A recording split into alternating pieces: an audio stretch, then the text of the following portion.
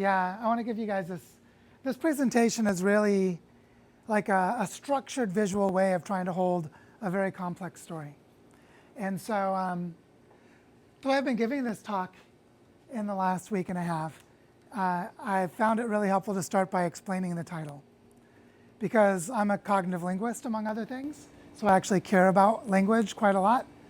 And you might notice that it starts with this word how. It's not do we regenerate Cascadia, like should we or should we not.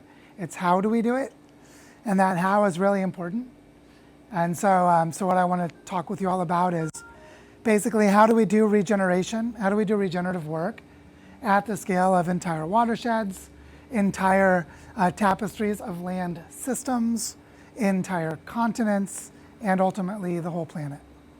And so that's really what this talk is about, is how to regenerate the Earth with a focus on one of its key intermediate scales, which is the scale of an integrated land system that's part of a continent, which has received the name Cascadia for the last 40 years or so. And so we're going to be talking about the bioregional scale and how to do regeneration at that scale.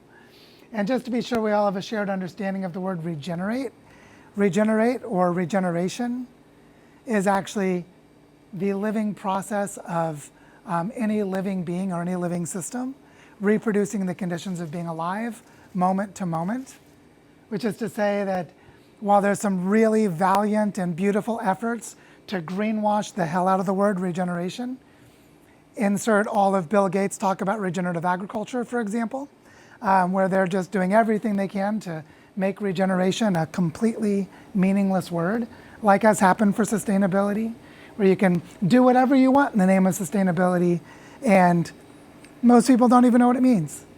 Well, regeneration has a very clear definition, and it even has a Latin word or a Greek word created by a couple of Chilean scientists to describe the process, called autopoiesis.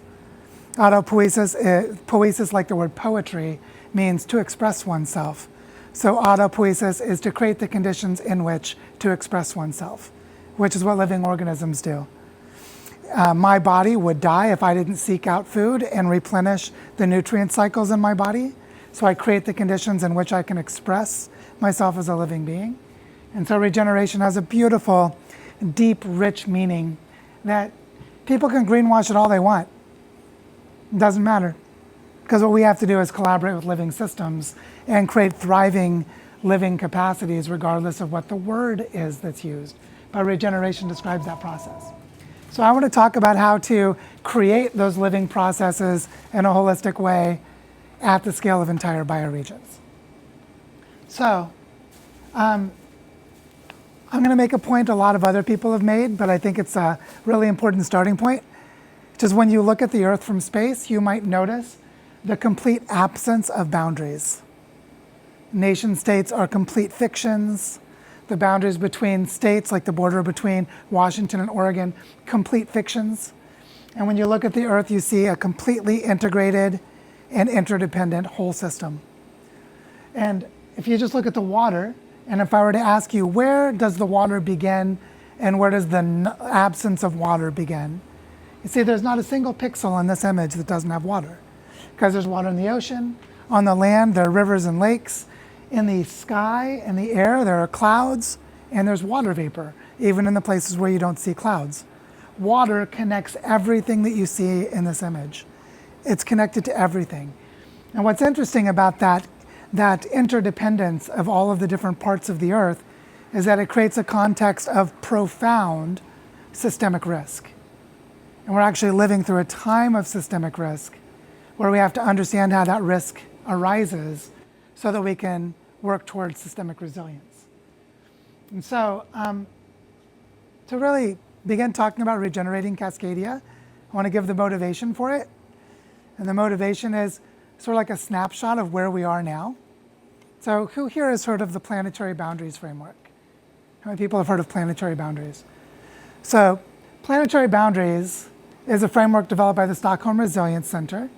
It's the collaboration of among about 3,500 scientists who study the dynamic Earth, people like geologists who study plate tectonics, people who study atmospheric chemistry, people who study rain formation, marine biologists, people who study ocean mixing and so on, like anyone who's studying parts of the dynamic Earth. And in 2009, they asked this really interesting question. The question was this: with everything we know about how the Earth works, are there any thresholds or boundaries that if we crossed that boundary, that we would move out of the stable warm period called the Holocene, which is the only period in which we've had agriculture, permanent settlements of any kind, cities, empires, nation states, civilizations, a globalized economy. And so if we moved outside of that, are there any boundaries that if we cross them, the globalized civilization we had is called into question? And even the idea of population centers is called into question. So they asked this question. And then they went and did the research and convened conferences and wrote scientific papers, and they found out that there are 9.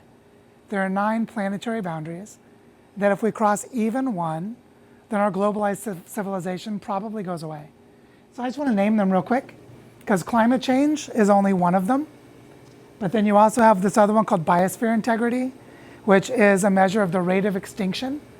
Because if you hollow out ecosystems too much, they become fragile and collapse. So that's a measure of the mass extinction event that we're in. Then there's land system change, which is when you take complex, mature, healthy ecosystems and destroy them. For example, by turning them into agricultural land, urban landscapes, cutting down forests and turning them into desert. That all goes under the name of land system change. Then there's freshwater use, because only 1% of all the water in the world is freshwater. 99% of the water is salt water in the ocean. And if that fresh water becomes contaminated or is not available, then our globalized system falls apart. Then there's biogeochemical flows, which refers to reactive nitrogen and phosphorus, which are used in synthetic fertilizers. And when it runs off of our fields into our rivers and into the ocean, it causes massive algal blooms, which then cause all the oxygen to collapse, and that causes massive dead zones in the ocean. So these reactive nitrogen and phosphorus, which is causing a collapse of marine ecosystems around the world. Then you have ocean acidification. If you have too much acidity in the ocean, then calcium carbonate for the bodies of coral or clam shells or all those different kinds of organisms, it actually dissolves their bones if the ocean is too acidic. Then you have atmospheric aerosol loading, which is just a fancy word for air pollution. You have too much air pollution. Then you have stratospheric ozone depletion, because in the stratosphere of the atmosphere, there's this thick layer of ozone that actually keeps the dangerous ultraviolet radiation from hitting the Earth's surface, which is the only reason that there's any life on continents. There'd be no life on land without ozone. And then this 9th one is called novel entities, which is just a catch-all for any weird chemical created by humans that the planet doesn't know how to deal with. So these scientists at the Stockholm Resilience Center identified 9 planetary boundaries. And remember, if you cross just one, then the whole idea of our global civilization probably goes away. So there's a natural follow-up question to creating this framework. If there are 9 planetary boundaries, and just by crossing one, where we leave the safe operating space for humanity, which is the language they use, then there's an obvious question. How are we doing? Have we crossed any of them? And so in 2015, they identified that we had already crossed 4. That we had crossed the planetary boundaries for climate change, for the rate of extinction, for land system change or the destruction of ecosystems, and for this reactive nitrogen and phosphorus. So we're already very far from the safe operating range. But then the research continues, and they gather more studies, and they publish more papers, and there are time delays. That process usually takes a few years.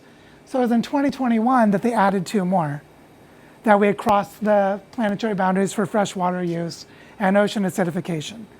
Funny thing is, they just had this published in Science about 2 months ago and did a press release. We're now up to 6 planetary boundaries, but it was in 2021 that they made it public. It just had to go through the peer review process. But what's interesting is in 2022, they added microplastics. Microplastics are synthetic polymers created for industrial uses that can be found in every drop of breast milk in every woman on Earth and in every aquifer and every water supply on Earth. And these are things that are hormone disruptors and that damage the development of amphibians, and make your list of things it does, but microplastics are ubiquitous in the hydrological systems of the Earth, including our bodies. They actually find it in clouds above mountains, microplastics that are airborne. So what this tells us is that, as you could probably guess, talking about the planetary crisis as the amount of carbon dioxide in the air, like let's get below 350 parts per million of carbon dioxide, is just this complete sham of a discourse. It's total bullshit. And when people say things like, well, we have until 2030 to get below 350 parts per million to avoid abrupt climate change. This is a blatant lie. It's just a blatant lie, because this is the truth. This is what our Earth scientists tell us. And so when you look at a situation like this, do you think we can solve this by changing our light bulbs?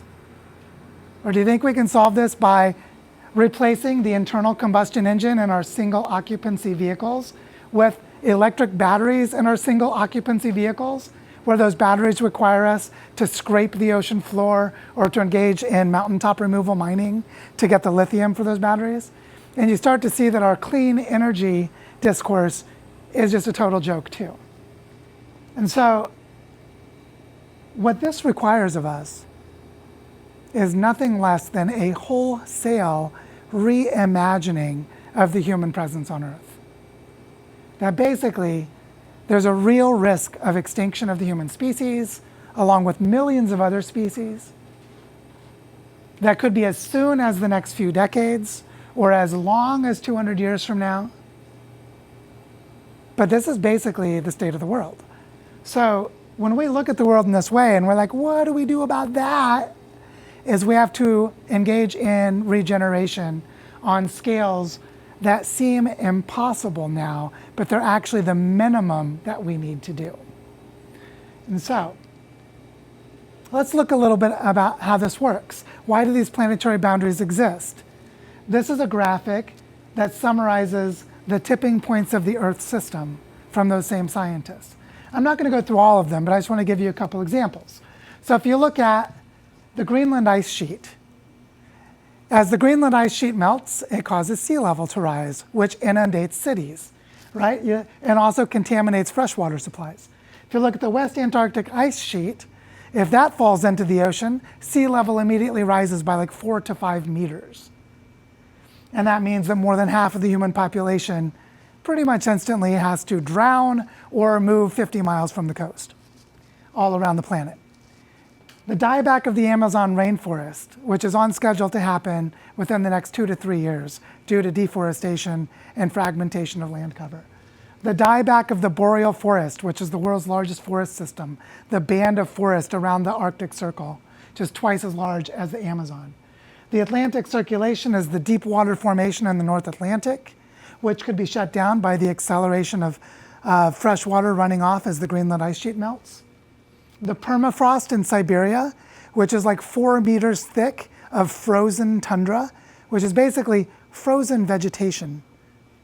Frozen vegetation, that as that vegetation thaws, microbial activity starts to decompose it, releasing massive amounts of methane.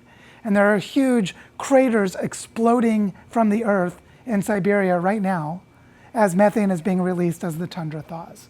And so this already gives you a feeling of what these tipping points are. And what's interesting about this is that when you cross one tipping point, it actually speeds up the crossing of others because they're connected. So you can have cascading tipping points. And this is why those planetary boundaries exist. Is if you have too much climate change, it causes this. If you have too much rate of extinction, it causes this, and so on. And so what's interesting about this kind of a graphic is you start to see two things. One is there are a lot of interdependencies where one thing causes another thing to happen. And another is there's a lot that's known about how the Earth works. And so that leads us to looking at this in a little bit more detail so we can start to see how much do we know about this. This is one of the tipping points in the Earth system, where if there's global warming, the warming is amplified in the Arctic. It's actually 5 to 10 times as strong, the amount of warming at high latitudes than at the equator, which causes Arctic sea ice to melt. If Arctic sea ice melts, you go from 90% of sunlight reflected into space, because ice is white, to 90% of sunlight absorbed by the ocean, because the ocean is dark blue. And that causes more absorption of heat in the ocean, which causes more atmospheric warming, and you get this positive feedback, this accelerating process. Which begs the question, what happens when there's no more ice in the Arctic Ocean during the Northern Hemisphere's summer, which is called the Blue Ocean event? And if you've been watching the trends, this is likely to happen by 2030. So in the next few years, we'll probably have our first ice-free Arctic Ocean during the summer of the Northern Hemisphere. And so if we look at something like this, if we have a blue ocean event where there's no ice in the Arctic and there's a lot more heating up there, and you look at this, this is a map of the jet streams. So this is the jet stream that has that really classic capital Omega pattern, which is what gives all of you your rainy season here. When that pattern sets up, it brings in moisture from the Pacific Ocean and causes it to rain in the Northwest. So if there is a massive change in the heat distribution of the Arctic Ocean, it causes turbulence and chaos in the jet streams, which causes all of the weather systems on Earth to move, which means you no longer have a stable rainy season in the Pacific Northwest. So this is just an example of how there are tipping points. When you cross them, they have cascading consequences across the Earth. And so this means the Earth needs to be understood as a whole system. And this whole system has cascading relationships. These cascading relationships can have time delays, where something that happens in one part of the Earth can have an effect that doesn't appear for 30 years, 50 years, 100 years afterwards. And so these breakdowns can unfold across space and time. But I want to emphasize this word across, which is that they unfold across multiple places at the same time with indirect relationships, where changes of ice in the Arctic can cause changes in the rain that happens in the Northwest, or they could change the rain that creates the monsoon pattern in the Southwest, or the monsoon pattern in India, because they're indirect relationships. Now, the silver lining in this story is that this systemic risk can be addressed by creating systemic resilience if we recognize that we now know a huge amount about how the Earth works. And this knowledge about how the Earth works, this knowledge of Earth as a set of integrated systems, shows us how to build up the resilience that connects across the different parts of the Earth. And so this is where I want to just take a little shift for a moment and say that I've traveled around the world looking at regenerative projects and visiting permaculture sites and reforestation efforts and regenerative agriculture projects and all kinds of really cool things. And I found that in every case, they are defined or limited by the boundary of a plot of land. Like, I've got 20 acres. On that 20 acres, we do really nice reforestation work, but someone else owns the land outside of that plot. And so the plot of land is the boundary. But every plot of land is embedded within a larger set of ecological connections. For example, if you have a really nice permaculture project in a watershed and someone upstream from you dumps chemical pollutants into it, they're just going to flow across your land because there are ecological connections that are larger than the size of the plot of land. Luckily, those ecological connections are already organized into holistic landscapes, such as the size of the watershed itself, or a coastal estuary, or some other holistic landscape scale system, which is to say that you could organize projects that are defined as plots of land through their ecological connections to the holistic landscapes that they're already a part of. But those holistic landscapes are embedded within larger planetary scale processes, such as the evaporation of water off the Pacific Ocean that's carried by the jet stream to make it rain over here. So there are larger planetary processes. And when I look at these 4 different scales and I ask myself, where is the pathway to planetary sustainability? It doesn't exist at any of those scales. You can't do it at the scale of a plot of land. You can't do it at the scale of a holistic landscape. And how would you do it at the scale of a planetary process? What does that even mean? So the solution is to shift your thinking ever so slightly and see that the only way to get to planetary sustainability is to work across the scales, is to actually work across the scales simultaneously, which is to work at the holistic landscape scale by using ecological connections to weave together projects that are on plots of land. And when you work across scales, you begin to see how one landscape affects another through planetary processes.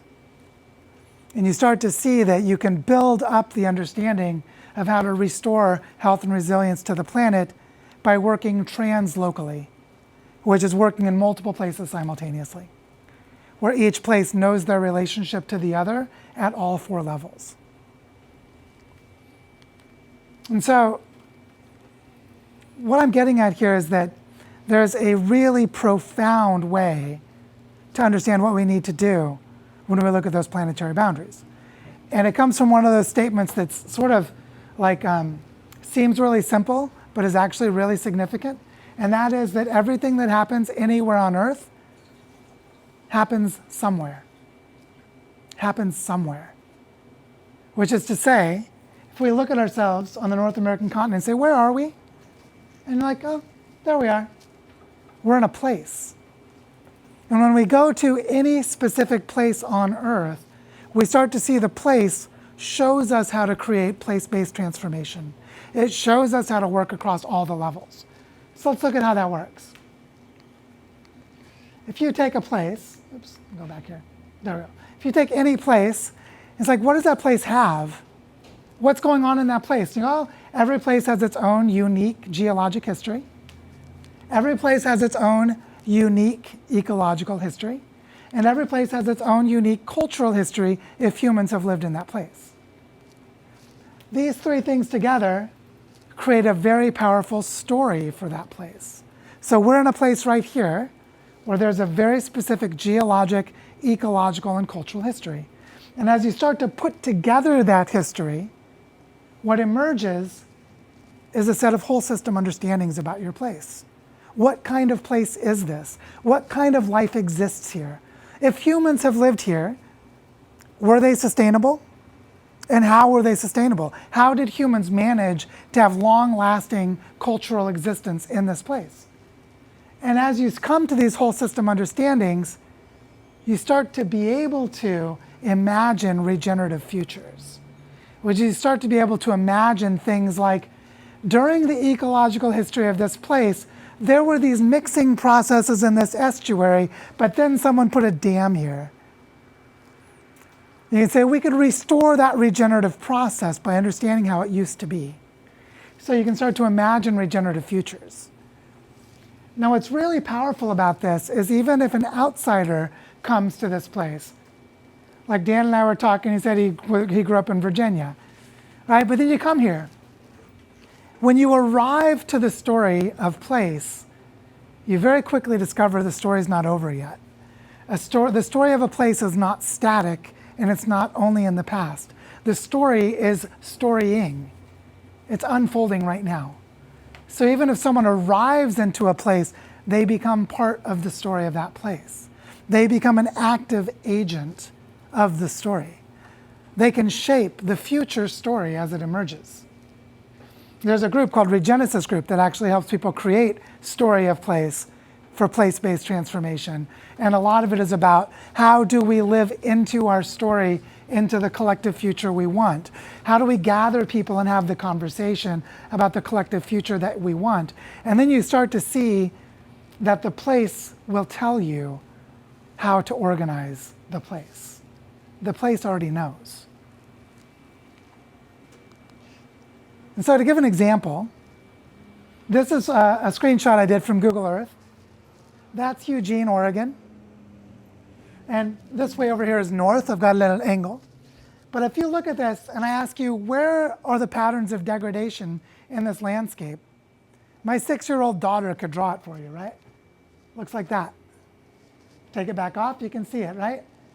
Is that the degradation is in the valleys.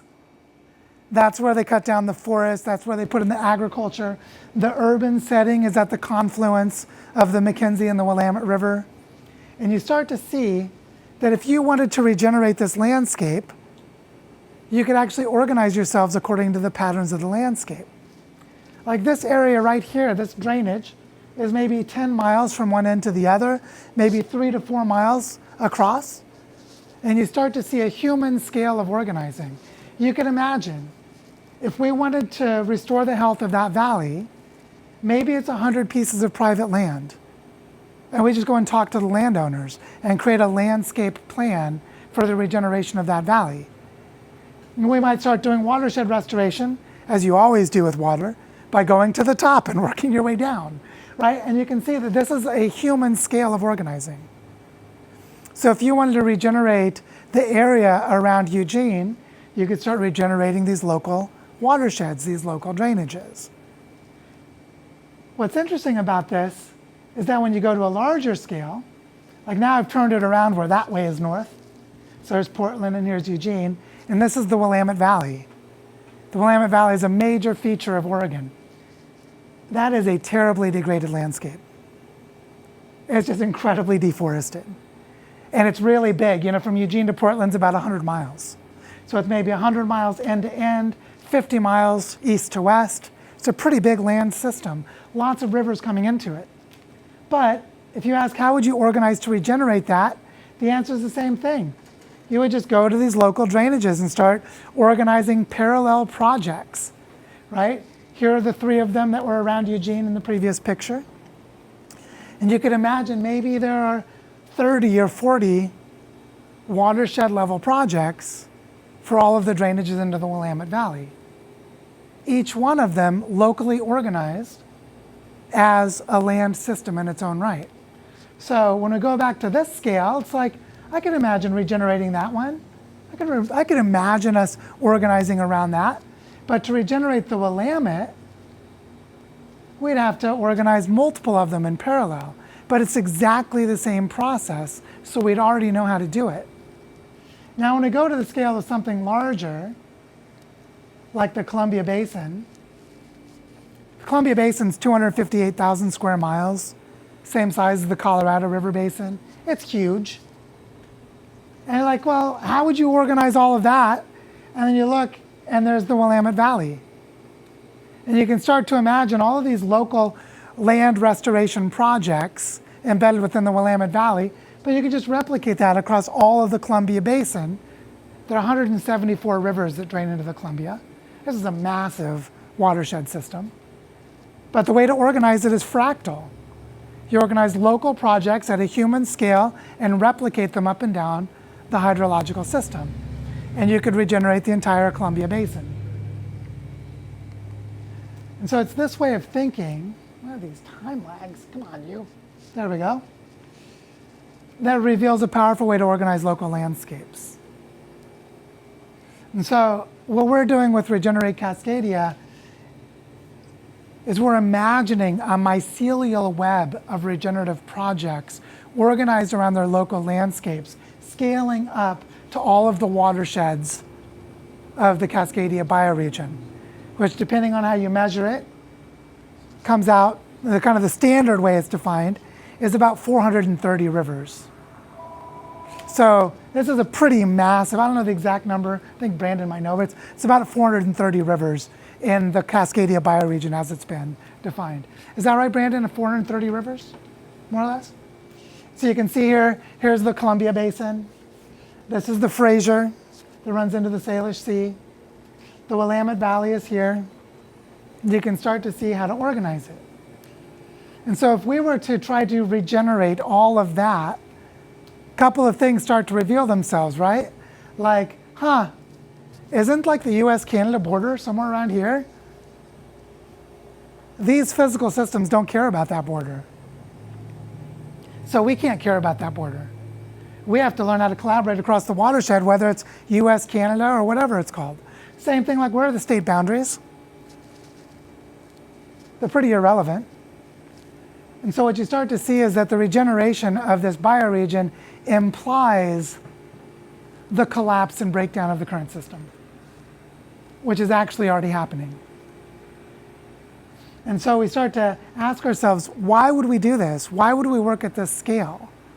And it's because this is the scale that allows us to connect the interdependencies of planetary scale processes. If we have that blue ocean event and the storm tracks are shifted and you don't get rain here anymore, then you're no longer the characteristic, wet, cold winter of the Pacific Northwest. That climate system goes away. And then things like the Douglas fir trees dry out, and then they die, and then they go away. And this landscape, this place, its iconic personality and character start to disappear. And so if you want to protect and preserve and hold something, you have to know how to work at the right scale. And the scale is at the scale of Earth processes. And that's why this scale is the scale we must organize at. And so as we've gone around doing this Regenerate Cascadia tour, I drew some lines up into the Fraser for where we didn't go, but you can imagine, like, here we are, we traveled around through Eugene and Portland, here we are in Olympia. We're traveling around place to place, talking about regenerating the Cascadia bioregion, and we're starting to create this mycelial web. There are local organizers in each place who organized events for us to speak at. And then we just played the little game of threading the needle. Let's keep those organizers active after we've passed through, and let's start helping them organize local regenerative projects so that we can have parallel or translocal organizing. And what's beautiful about this is if this starts to be inspiring, then other people, like these guys down here, might say, maybe we should do that too. And then we start to cover all of the watersheds of the bioregion. Now, to do this kind of work, we need to understand, how do you do regeneration at this scale? How does this happen?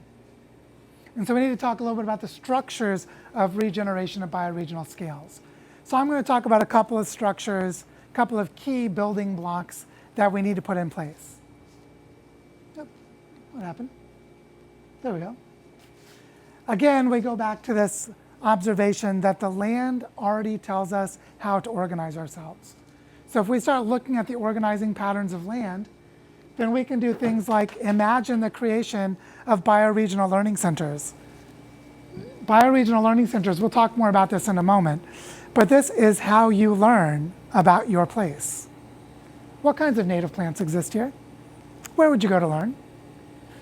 How do the characteristic animal species, like the salmon, or the beavers, or the black bears, or the seals, how do those species live here? What kinds of environments do they need? Where would you learn about that? And you start to see an implication that we need a very different kind of education. But we need to piece together a lot of education that already exists and create bioregional learning centers. We have to learn how to live in place at large scales. And that means we need territorial governance, because we need ways of organizing, mobilizing, prioritizing, allocating resources, making decisions at the scale of our landscapes. And we do this by organizing tapestries of local projects and creating ecosystems of learning. And so to really understand how these structures work, I want to go to a different landscape, where I live in Barichara, Colombia, and show you a little bit about how we're doing this, so you can get an example. But first, I just want to add this element. This implies a hell of a lot of cooperation, which means we have to design for pro-social context. That means we need to learn how to find shared identity, shared purpose. We need to have equitable contributions for benefits based on the more people contribute, have fair sense of inclusion. We have to have inclusive decision-making processes. We have to have fair conflict resolution. We have to have collaborative relationships between groups. So we have to really focus a lot on how do we create the context for cooperation to be able to work at these large scales. And so this leads us back to the idea of a bioregion. Now, what I find really interesting about the bioregionalism movement is that it really started as something like a political movement or a social movement, a back to the land movement. But then it sort of disappeared for a while, and a lot of people don't even know what bioregions are. So I just want to go back to the very basics.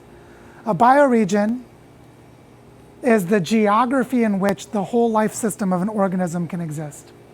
It's the biological geography for living, the entire context for the life system of a species, which means this doesn't just apply to humans, it applies to all species. So for example, what's the bioregion for starfish? The bioregion for starfish is the intertidal zone. Right, starfish exist on the coast between low tide and high tide in an area that provides for their habitat, all of the food that they need, their reproductive success, their protection against predators. So the entire life cycle, God, this thing's doing something weird. I'm going to stop using this because it's very disorienting. And so the bioregion for starfish is pretty easy to understand. It's the intertidal zone. It's a geographic range or a spatial region for the whole life system of the entire population of starfish. You can apply this understanding to any species. So when you apply it to humans, it gets more complicated because the geography for the life system of humans depends on the model of social organization, the kind of technology that they have, their cosmovision or worldview, which means you get these political, these cultural, these technological, these economic aspects of human bioregions that makes them more complex. But as a first pass, you can usually say, well, the bioregions for the humans were probably similar to the ancestral territories of the indigenous people, because they had, prior to the conquest of settler cultures, they had holistic life systems in their landscapes. And so you can start to see that there are really good first approximations for bioregions for humans. So what this means is that wait, that's what's going on.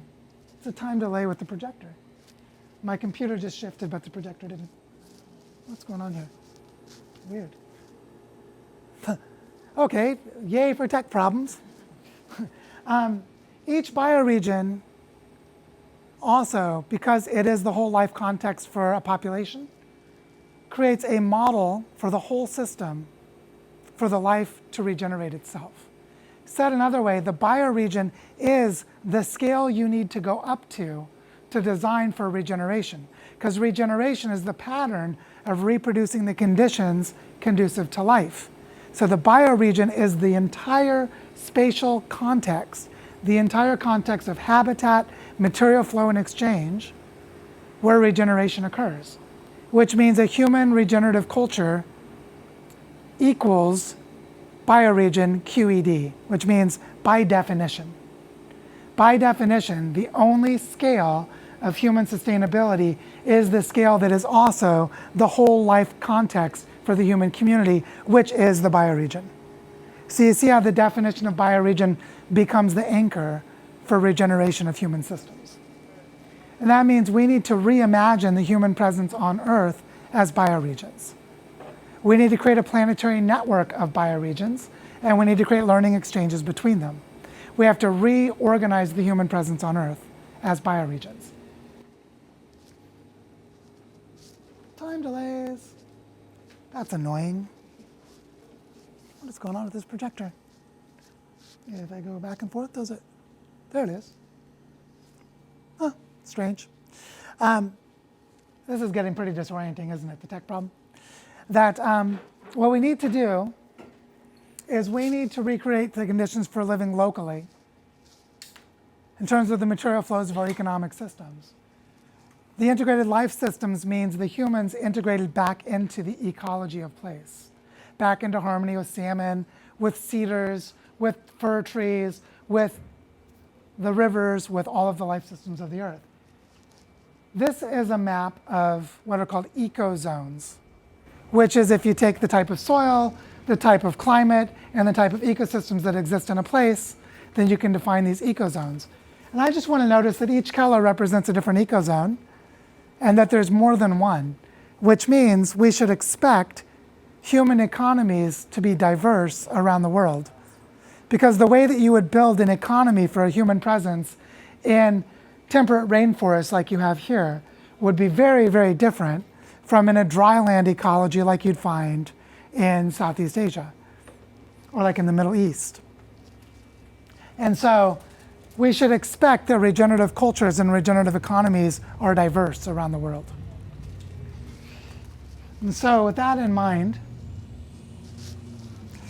there was this really famous study that came out in 1972, the first computer simulation of the human economy at the planetary scale. It was called Limits to Growth.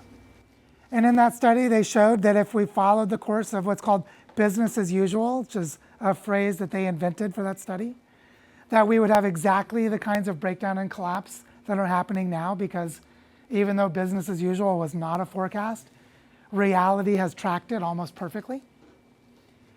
And so after that study came out, there was a period of 10 years where some of the best thinkers around the world, between 1972 and 1983, held meetings to discuss how do we live within planetary limits. And they were called the Balaton Group because their first meetings were at Lake Balaton, which is in Hungary. And at the end of this period, in 1983, Dana Meadows, who is the lead author of that Limits to Growth study, she wrote an essay called A Brief History of the Balaton Group, which almost no one has read. And it's resurfaced in the last couple of years, and people are starting to read it. And these are quotes from that essay. So in 1983, Vernon Rutten, who's an agroeconomist, who's an economist of food systems, said this. He said, each agroeconomic region is so unique that the concept of transfer of technology is irrelevant. What's relevant is the transfer of the capacity to develop technology and institutions that are consistent with the cultural endowment and resource endowment of each region, which means every place on Earth needs to learn how to build the institutions that it needs to be able to manage itself as a unique place.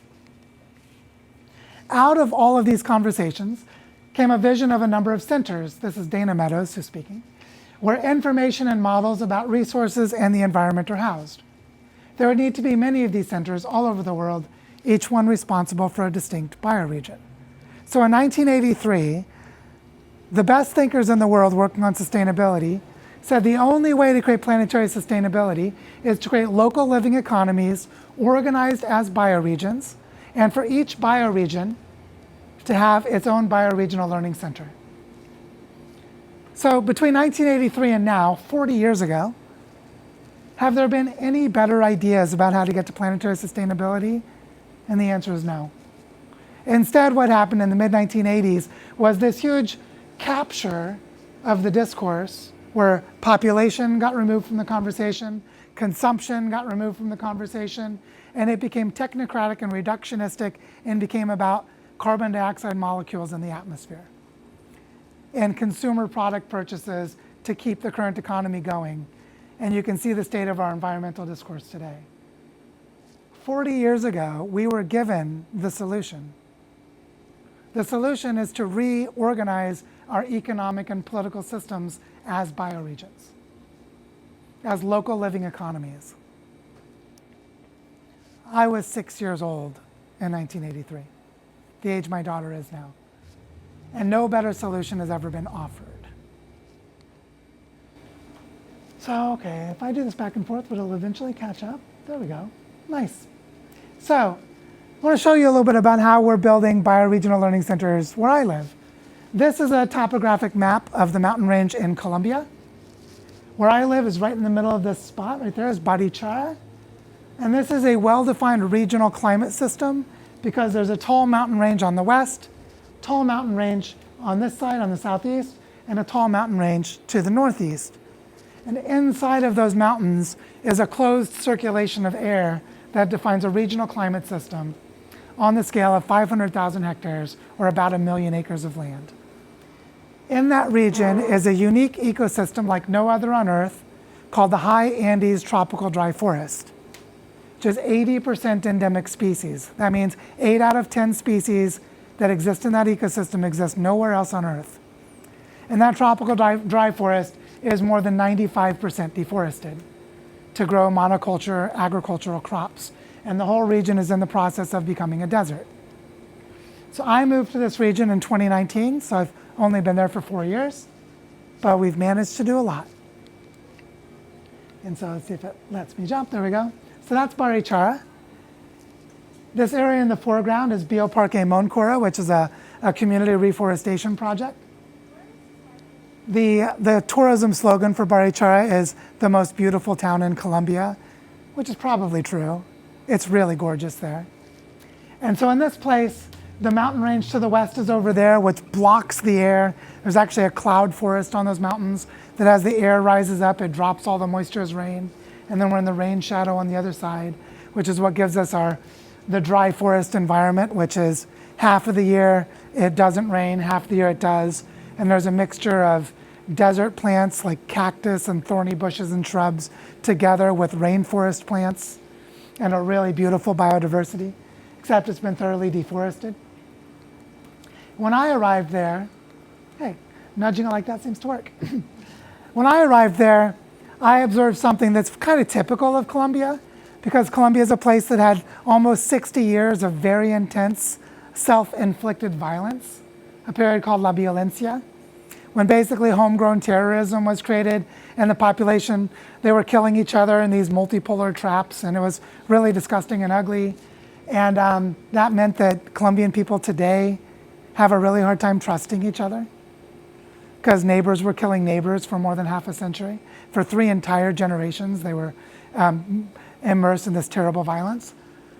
And as a result, they haven't been very good at cooperating.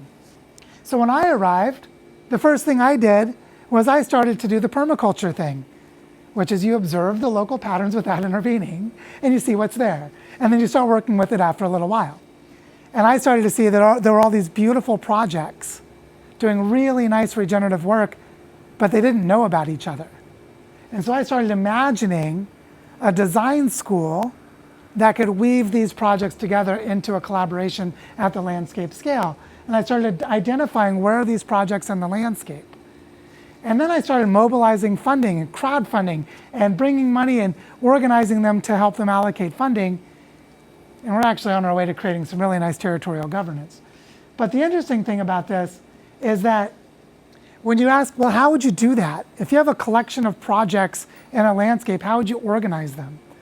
Our primary way of doing it was to work with 4 different patterns that each works at the landscape scale.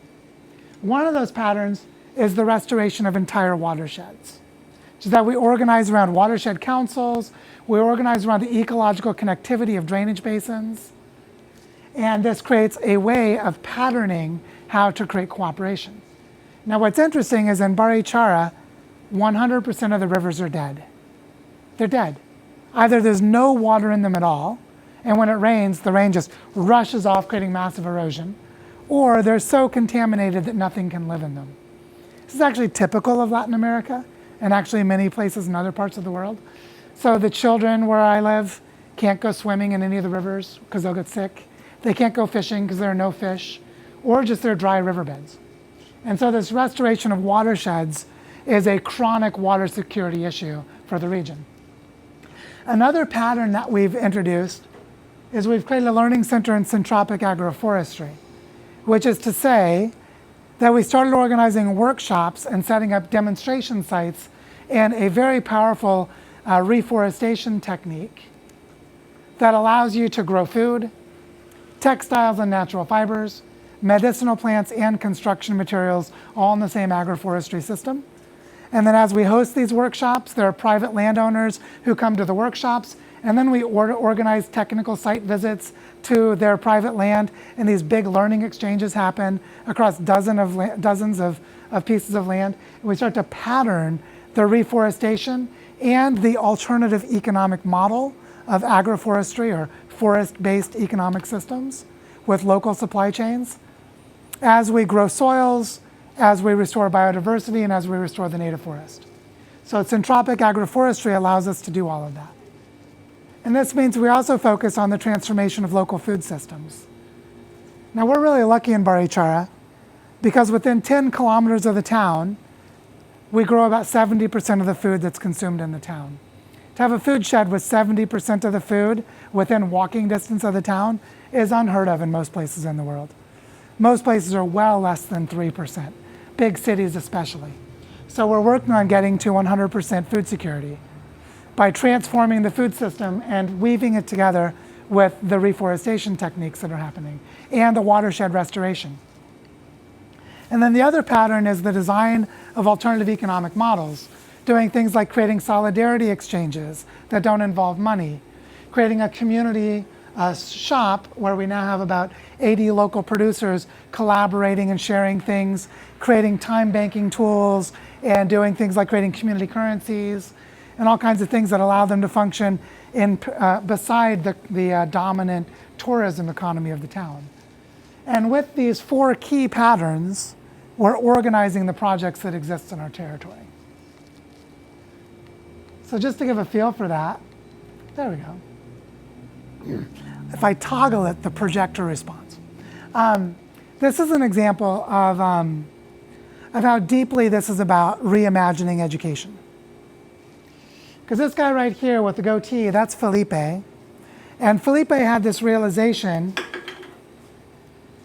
that for us to restore the water and the forests, we have to change the conscience of the adults. But also, we don't have to change the conscience of the children, because the children have not yet been colonized. And so, he started a project called Caminatas del Agua, water walks, where they would get permission to go across people's private land, and they would walk the stream beds of the dead rivers. And the children, these are children between the ages of 4 and 10, little kids, would walk through the land, learning about the connectivity of water, and then the children would interview the adults and ask the adults what happened to the water. Now, when you have a 4-year-old that asks you what happened to the water and why can't I go swimming, something happens in your heart. And so the children are planting the seeds of conscience in the adults as the adults say, well, I was fighting with my neighbors, because Barichara was the most violent place during the violence in Colombia's history. It's actually an island of peace and stability today because they constructed their own peace process. But the adults have to say, well, I was fighting with my neighbors, literally shooting them dead in the streets. I was fighting with my neighbors and the water went away. We cut down all the trees to grow tobacco to sell to the British Tobacco Company. The adults have to tell stories like this. And the kids start coming up with ideas about how to restore the watershed.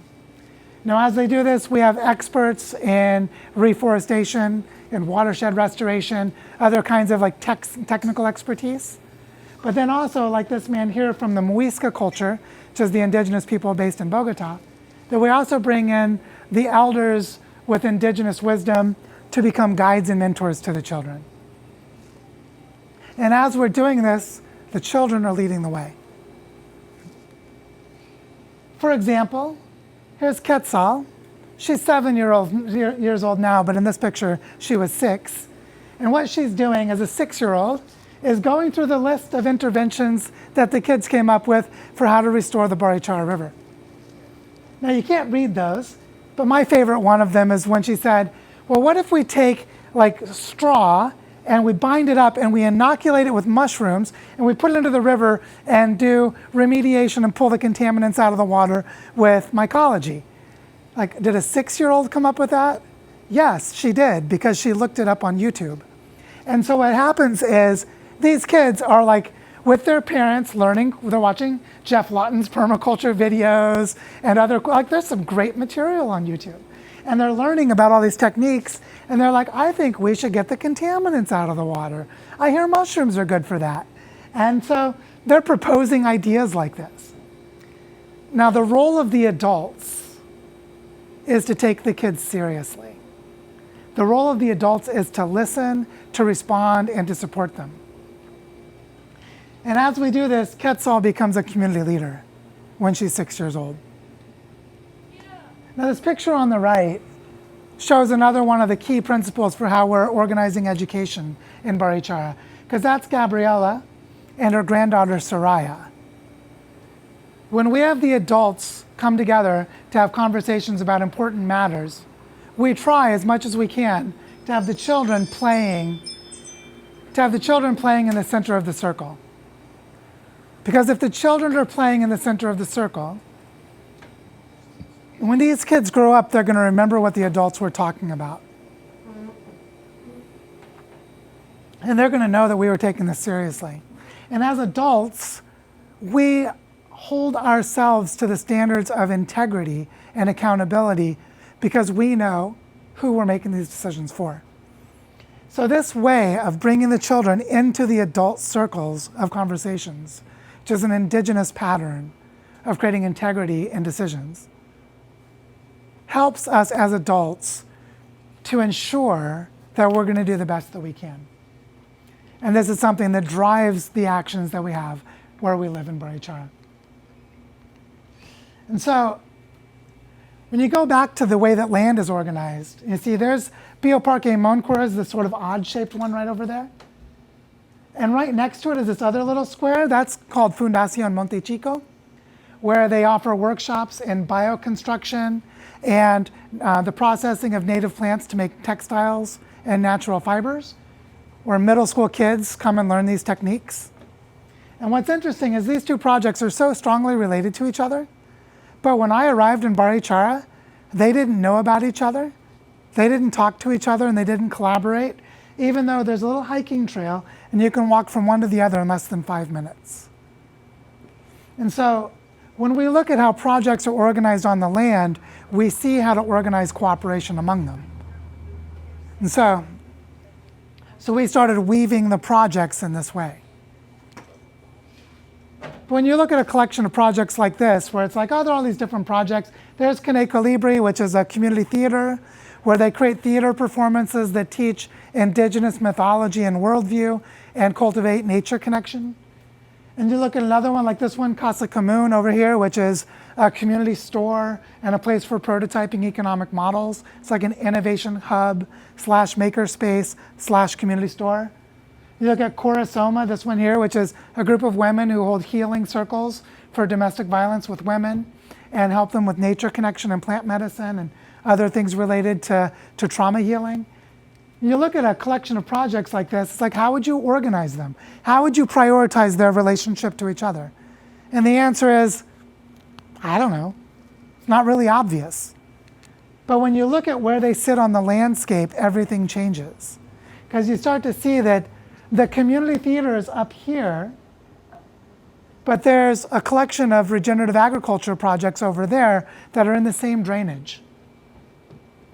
And then you start to see that there are educational initiatives with the families who live in that drainage, where the kids are water protectors. And then you start to see a way of weaving the projects together around the patterns of the landscape.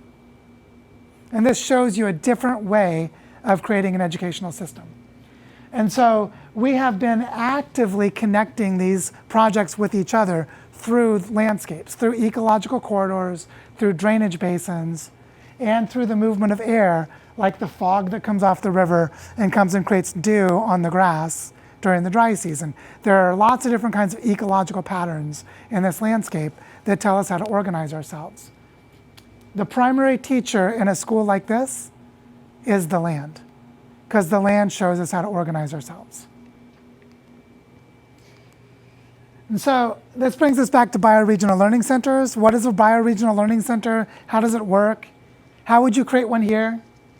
First thing about a bioregional learning center is that its focus is on the coordination of learning processes, which is in your community, there's probably a lot of really good education happening, but it's fragmented and isolated and not well coordinated.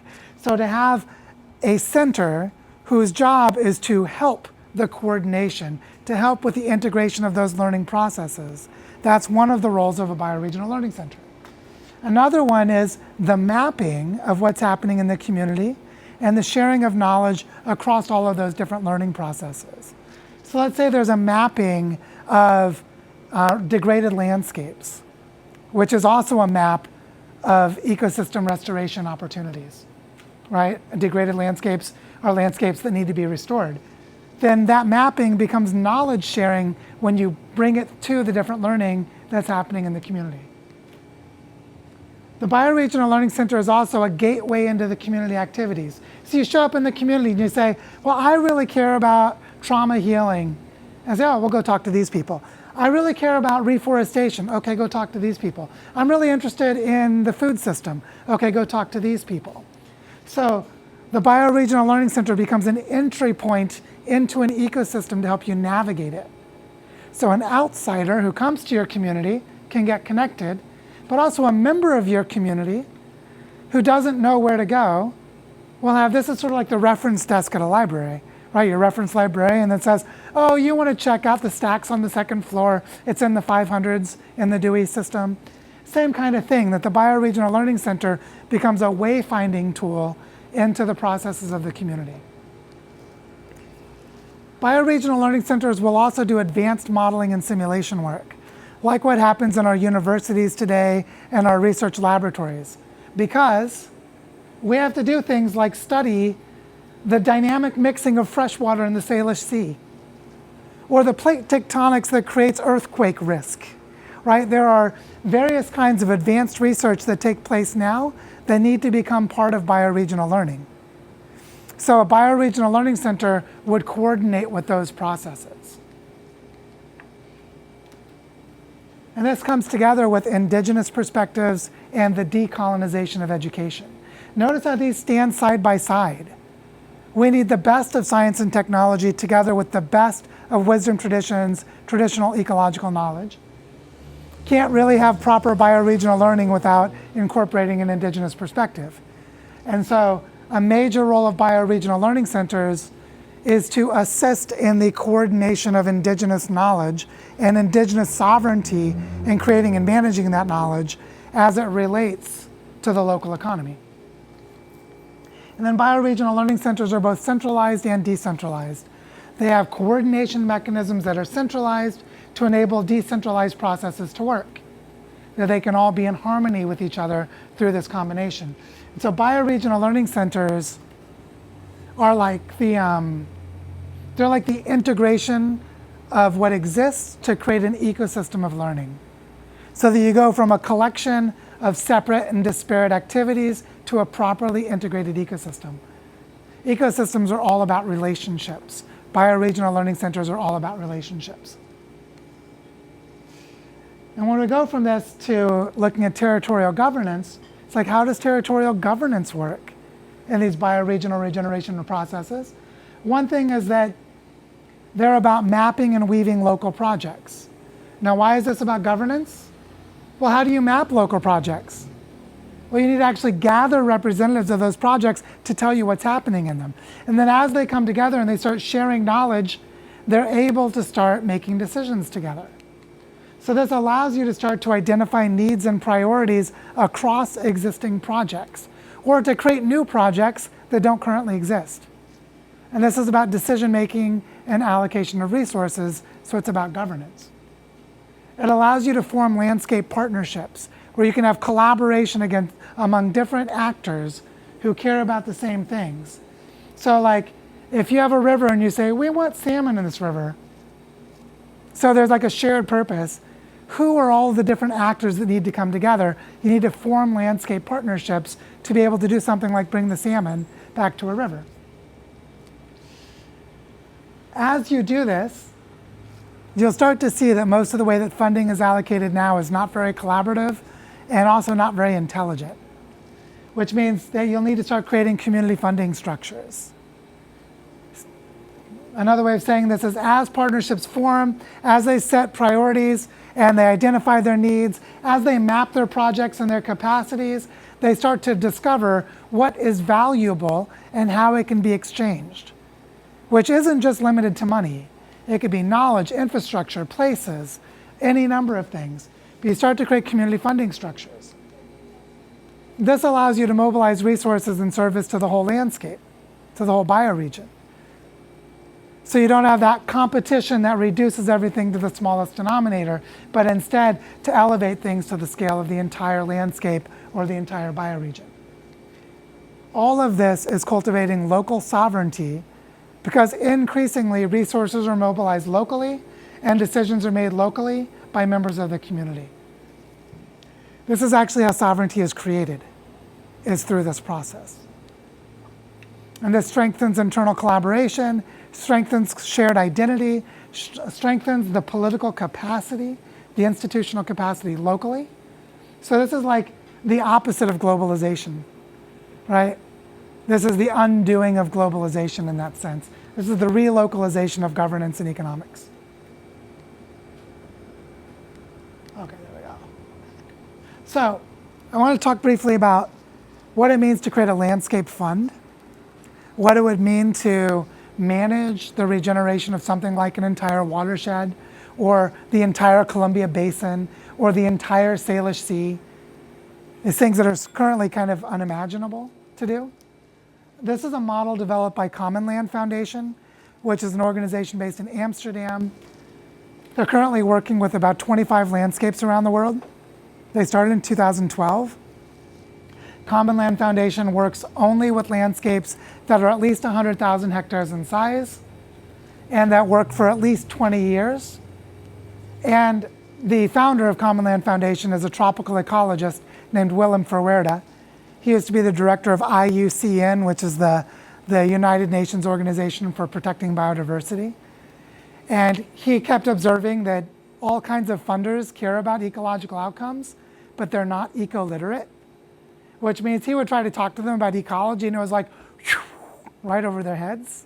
They didn't understand what the hell he was talking about.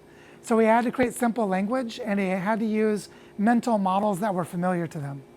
So he asked himself, are there ever projects where investors fund very large scale, multi-decade, very expensive projects? Like, has any human being ever funded a $1 billion project? And the answer is yes, all the time, tons of them. For example, there's the Link Light Rail system in Seattle. It's like $1 billion project funded with a plan to implement over 30 years to build out its infrastructure. And he realized that there is a language that exists for large-scale infrastructure projects. And if you think of something like, we're going to create a regenerative economy based on regenerative agriculture and watershed restoration, that's actually an infrastructure project. And so he was trying to find creative ways to get people to give $100 million or more to landscapes, which he's successfully done. And this is the model. And the way it works looks like this.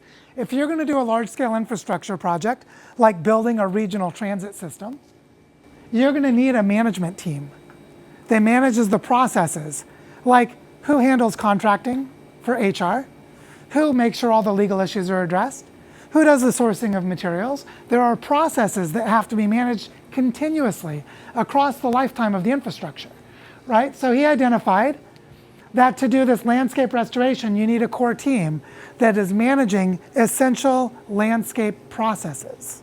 Like who is convening and mapping and coordinating and agenda setting with multi-stakeholder groups? That's a process. And so he found that in practice, you need about $2 million per year to fund a core team that is managing the landscape process. So just do the math. $2 million a year for 20 years is $40 million. So we're already talking about real money and real capacity.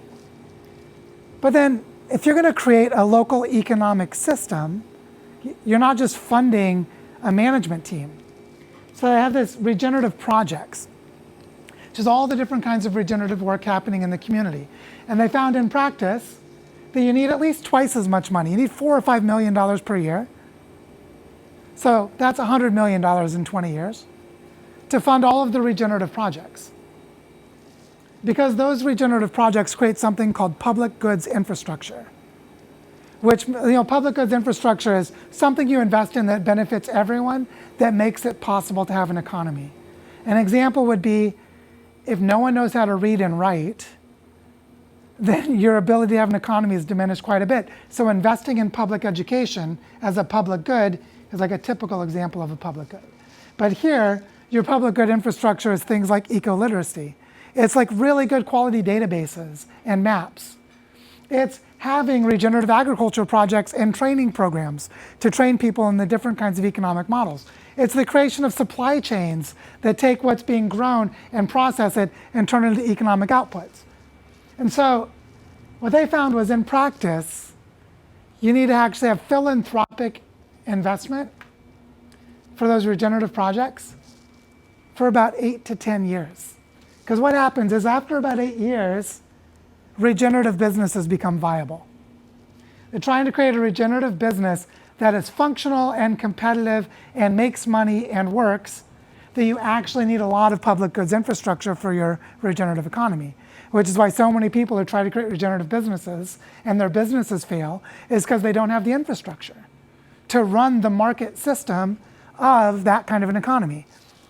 And what's interesting is, without regenerative businesses that generate profit, there's no tax base, which means local governments both don't understand this model and don't have anything to build from until the regenerative economy is already working. Which means, in practice, they found you cannot get public sector investments for this kind of economy. Now, they do have some examples where they've demonstrated how this works, so it's starting to shift a little bit. But that's what's so interesting about this model, is that this is a model that's actually been demonstrated in more than a dozen landscapes so far, where you actually give birth to regenerative economies. And if you're talking like $100 million investment to build a regional economy, that's some pretty awesome bang for your buck.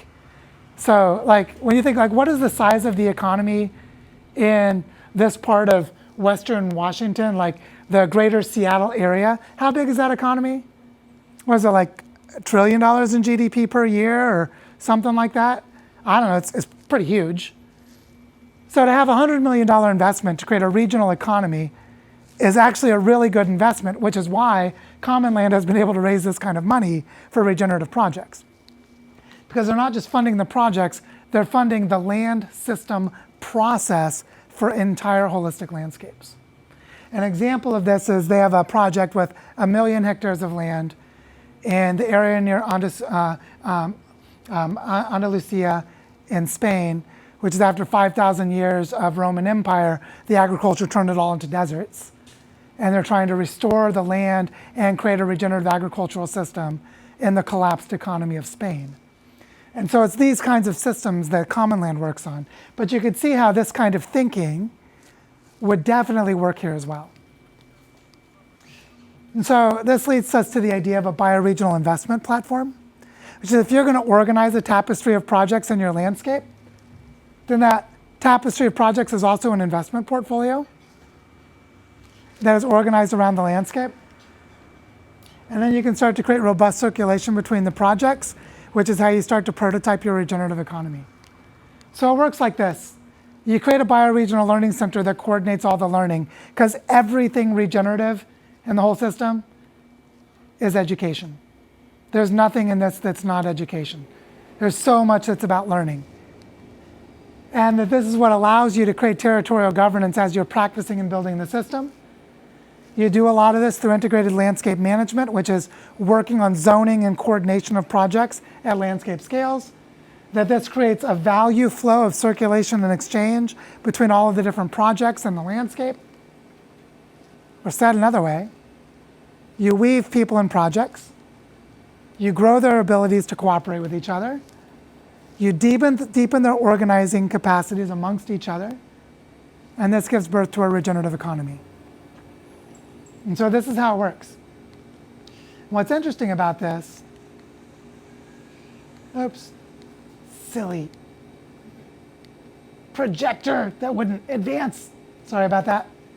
It's trying to force the projector to advance, is that when you look at something like the Salish Sea as watershed systems, you can start to see that you could do this in any one of these, right? So where are we? We're down here in Olympia.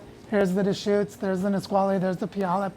You know, here's the Duwamish, there's the Snoqualmie. You can start to see the watersheds that are familiar to your area. And so you could build a regenerative economy in this way in every one of these watersheds, and then also at the scale of the Salish Sea. And what's interesting is if you just look at those watersheds and compare them to the ancestral language families of indigenous people, you'll see that they broadly overlap. It's not perfect. The language families are basically a crude approximation of regional trade over long periods of time. Why do people have shared language? Because they have to engage in exchanges with each other, and so they build shared communication capacities. And so the language families are indicators of ancestral trade networks. And you can start to see that they're roughly organized the same way that watersheds are. This is not an accident, because indigenous cultures are bioregional regenerative economies by definition. And so how does it relate to the indigenous cultures? Well, where would you go to start prototyping a regenerative economy where you live? Well, here you look with the Chehalis people, the Lashit people, the Quinault people over there, the Cowlitz down here. In your area, there's already indicators of the language families of the people who knew how to have a regenerative economy here. And they're still here. Unlike in other parts of the United States where they were displaced to very far away, like the Cherokee that went from like southern Appalachia to Oklahoma. They're not on their ancestral lands anymore. The people here are either on their ancestral lands or really close to them. So you have this huge like asset of knowledge among the indigenous people here. And so this leads us to the Regenerate Cascadia activation tour. This map changed a little bit since I made the slide, but we started in the Columbia River, went to Eugene, then Portland, now we're in Olympia, then we're going to Vashon and Seattle, and we're doing this loop. So in 30 days, we're visiting all these different communities. And we're telling the same story in every place because we want to birth the exchange between places to create these regenerative economies. And what's interesting is we're not just doing this in Cascadia. Back in January and February, Penny and I went and did a bioregional activation tour in the Great Lakes. We started in southern Ontario, we're in upstate New York around the Finger Lakes and Genesee River, and in northeastern Ohio in the Cuyahoga River. And we started a pattern of regeneration for the Great Lakes that's starting to spread to other areas. In May and June, we did a bioregional activation tour from the headwaters of the Colorado River to the Sea of Cortez. And they had a landscape leaders retreat about 3 weeks ago. And then here we are in Cascadia. And you start to see how we regenerate continents. Because next, what if we go to the Ogallala Aquifer in the Great Plains, or we go to the driftless region in Wisconsin and Iowa, and we start to weave along the watersheds of the Mississippi Basin, and now you see how to regenerate a continent. It's the same pattern across all scales. And then we can create bioregional networks on every continent. My little joke is we could probably give Antarctica a pass for now and just pick the other ones. No one really lives in Antarctica. But this is what we're doing through the Design School for Regenerating Earth, which is about the learning exchanges between the bioregions. I've got a book about it if you want to read it or talk more, but I'll stop there and say that's why we're doing this Regenerate Cascadia tour, is we're activating the conversation to begin this process, building upon everything that came before. Our big focus then becomes how do we build a core team for Olympia and this watershed as part of a Cascadia node in that planetary kind of network of bioregions and bioregional movements. And how do we start to discuss building this portfolio of projects of mapping regenerative work as part of a broader conversation. So the best way to be involved is there is an email sheet on that table. You can add your information to it. You can also go to the website, regeneratecascadia.org. You can add your information to the movement map. The next really big event will be the Cascadia Bioregional Summit. It'll be happening November 3rd through November 12th. The point of this activation tour is that we are going into these communities. We're here for a very brief time and a very brief window. And so we want to, again, have this be the start, not the end. And so that summit will be a space where all of us can actually come together, all the different watershed teams can come together and really start to talk about different aspects that they want to be involved with. That'll be forming Cascadia as a bioregional node as part of this planetary network. It'll be starting to form watershed community core teams. And then it'll also be a space where everybody can give presentations and workshops on issues that they care about, different programs that they want to, and lessons that they want to bring to other organizers around the bioregion. During the week, in the evening time, we'll have themed conversations, bioregional education, regenerative finance, community art, which will turn into work groups that people can carry forward after the summit. And then that last weekend will really be about coming together to create a vision, an informational commons of how we, and then start to discuss governance for how we can come together, make decisions, as well as starting to build a body on a watershed, ecoregion, and bioregional level, which can help administer this idea of a regeneration fund. So how do we shift from individual projects with competitive funding ecosystems to collaborative watershed-based scales where we're working together to help see each other supported in the work that they need to do. So yeah, if you want to be involved also, do buy Joe and Penny's book, Joe's book. It does help Penny can claim their costs. Please do feel free to donate. There's tons of newspapers if you'd like to just get them out. It has information on how people can get involved. Help yourself to stickers, help yourself with the maps. Enjoy, have fun, and thank you. Yeah, so thank you everyone for your attention, and I hope it's clear by looking at the tipping points of the Earth system and the planetary boundaries. It's like the only way to organize that's going to have any chance is to organize at these like the scale of the tapestry of landscapes, which means we have to organize landscapes and relationships between them. And that this is like a 200 to 500 year project. It's not going to be done at the end of this month by any stretch. This is the big work of humanity, is to actually do this work. So, so thank you, everyone. Thank you so much. Thank you.